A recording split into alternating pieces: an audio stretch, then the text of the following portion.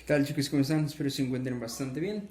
El día de hoy veremos nuestra última fase de la farmacocinética, la cual será en este caso, eliminación o excreción.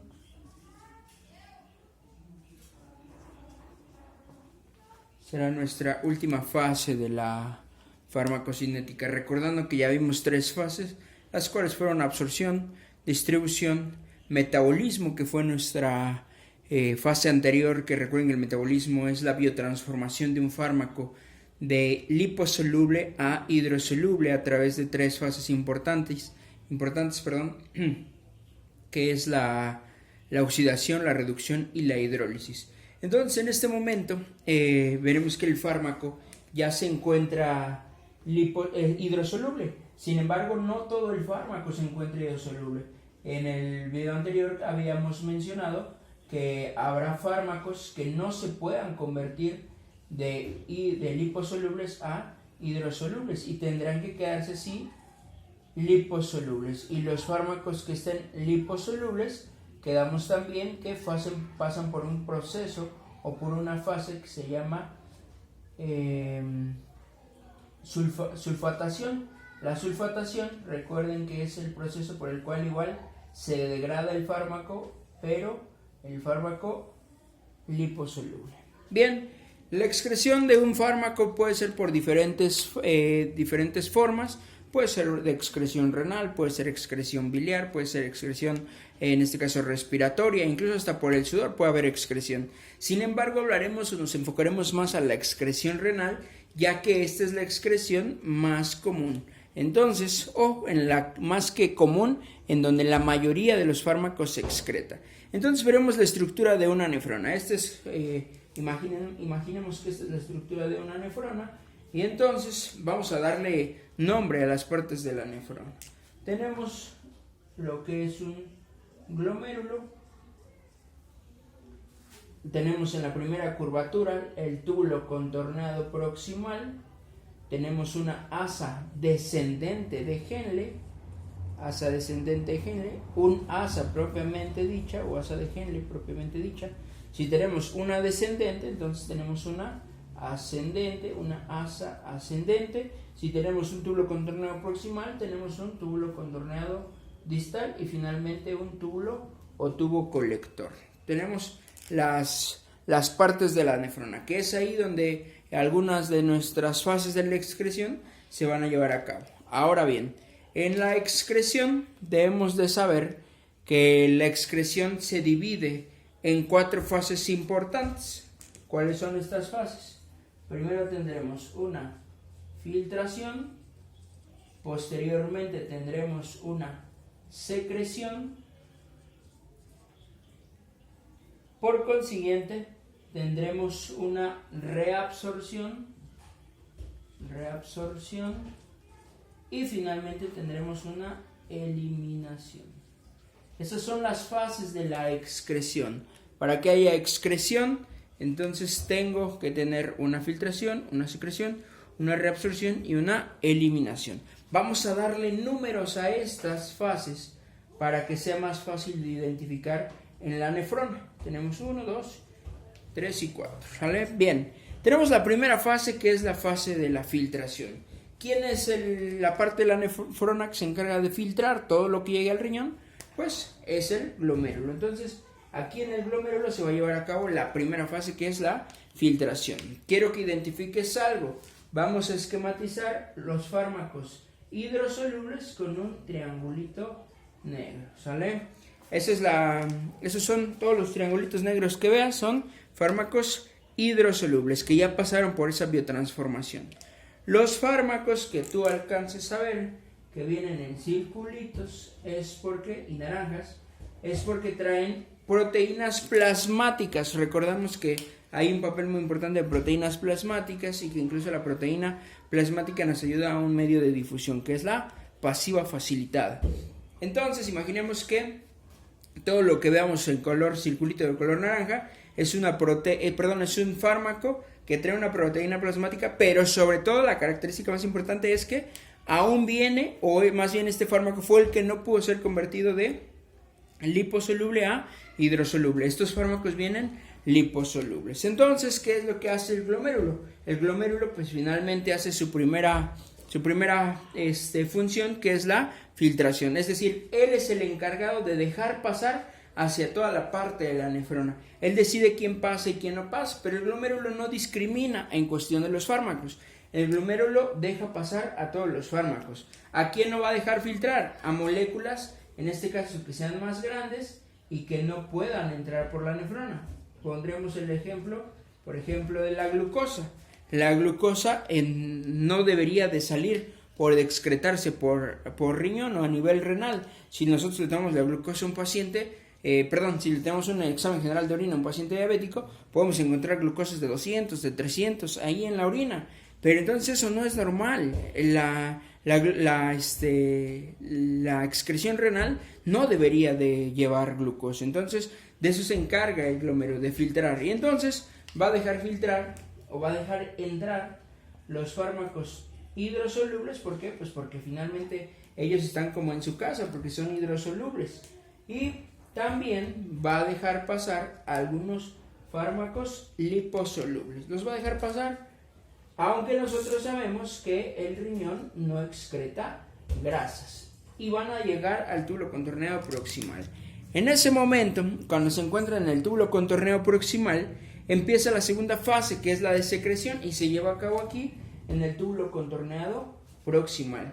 ¿Por qué de secreción? El túbulo contorneado proximal secreta unas sustancias señalizadoras. ¿Qué van a señalizar? Al fármaco que acaba de llegar liposoluble al túbulo contorneado proximal. Lo señaliza. Imagínate que este es el fármaco que venía, el liposoluble, y entonces lo señalizaron. Señalizan al fármaco. ¿Para qué lo van a señalizar? El túbulo contorneado proximal dice, bueno, ¿sabes qué? Te voy a dar chance de pasar. Ya el glomérulo te dio chance de pasar.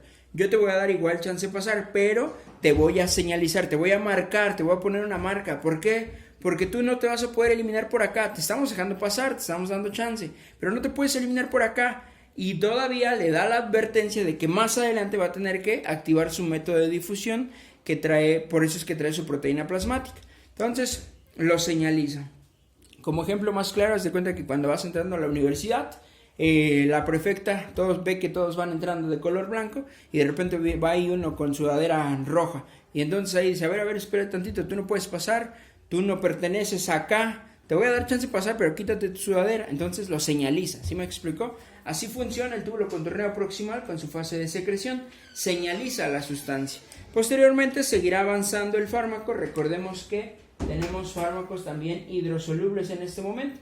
Van a seguir avanzando estos fármacos hasta llegar al túbulo contorneado distal. Sin embargo, también van a pasar los fármacos liposolubles. Van a seguir o van a continuar pasando estos fármacos. Pero recuerda que ya van señalizados. Recuerda que el túbulo contorneado proximal secretó unas sustancias de señalización y ahora van marcados esos fármacos. Una vez que llegan al túbulo contorneado distal, ahí es donde se lleva la siguiente fase, que es la de reabsorción. Damos la siguiente fase, que es de reabsorción. ¿En qué consiste la reabsorción? Bien, llegan al túbulo contorneado distal y recuerda que iban señalizados. Cuando llegan al túbulo contorneado distal, dice, a ver, espérate, tú no puedes pasar aquí, tú estás finalmente, tú estás señalizado. El único que puede pasar es el fármaco que viene hidrolizado, en este caso que es hidrosoluble. Tu fármaco liposoluble no puedes pasar. Entonces en el túbulo contorneado distal le dice, ¿te acuerdas que te dijeron o te señalizaron y te dijeron que tenías que activar un método de difusión? Entonces aquí se da la reabsorción. ¿Qué hace el túbulo contorneado proximal? Reabsorbe, jala al fármaco, en este caso lo va a extravasar, lo va a sacar del túbulo contorneado distal. ¿Por qué medio? Por un medio de difusión. ¿Cuál es el medio de difusión que utilizan proteínas plasmáticas? Tenemos la difusión pasiva facilitada. Entonces, por ese medio es excretado el fármaco hacia la parte extracelular.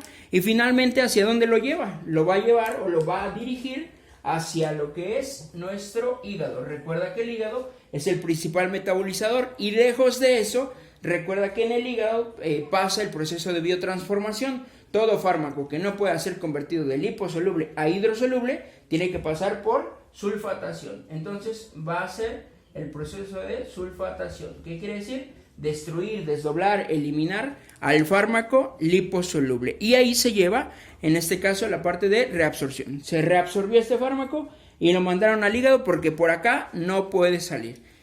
Y finalmente, nuestra última fase se lleva a cabo en el túbulo colector o en el tubo colector.